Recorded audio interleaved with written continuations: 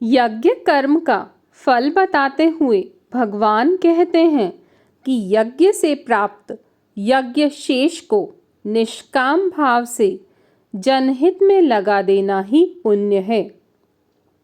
जगत में संपूर्ण प्राणी अन्न से ही पालित और पोषित होते हैं, जो कि बारिश से ही उत्पन्न होता है, और यह बारिश यज्ञ कर्म से संपन्न होती है।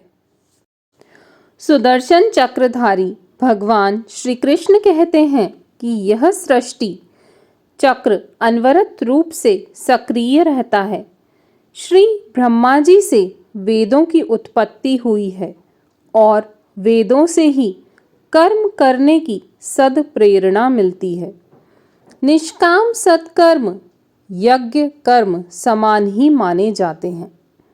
श्री कृष्ण कहते हैं, सुनो पार्थ, जो भी सृष्टि के चराचर सक्रिय चक्र की अवहेलना करते हैं, उसे बाधित करने की चेष्टा करते हैं, उन्हें संसार में जीने का कोई अधिकार नहीं है, वरन उनका जीवन व्यर्थ एवं पाप सम्मत है। निष्काम भाव से कर्मरत व्यक्ति का सर्वोत्कृष्ट परिणाम स्वमेव ही परमात्मा को प्राप्त करना है।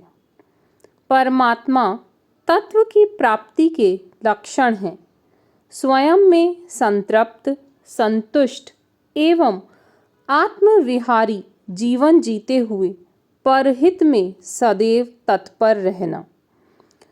ऐसे मनुष्य के संसार में रहने मात्र से ही जन कल्याण होता रहता है। मुरलीधारी भगवान श्री कृष्ण कहते हैं कि हे अर्जुन, सिद्ध कर्मयोगी का कर्ता भाव समाप्त हो जाता है, इसलिए तुम भी संसार के बंधन से मुक्त होने के लिए अनासक्त कर्म करो। अनासक्त कर्मयोगी महापुरुष ही परम सिद्धि को प्राप्त हुए हैं। भगवान श्री कृष्ण कहते हैं कि हे पार्थ, दुनिया में देखा देखी कर अनुसरण करने की परिपाटी होती है, इसलिए श्रेष्ठ जनों पर विशेष दायित्व आ जाता है कि वे तन, मन एवं धन से, वचन एवं कर्म से ऐसा कोई काम न करें जो शास्त्र सम्मत नहीं हो। गोविंद आगे कहते हैं कि तीनों लोकों में मेरे स्वयं के लिए कोई कर्म शेष नहीं होने पर भी मैं सदैव कर्तव्य पथ पर कर्मरत ही रहता हूँ।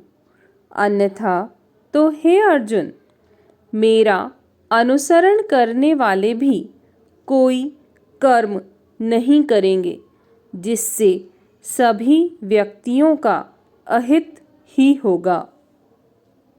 भगवान कहते हैं कि ईश्वर में अटूट विश्वास रखने वाले प्राणी को किसी प्रकार का भ्रम नहीं पालना चाहिए।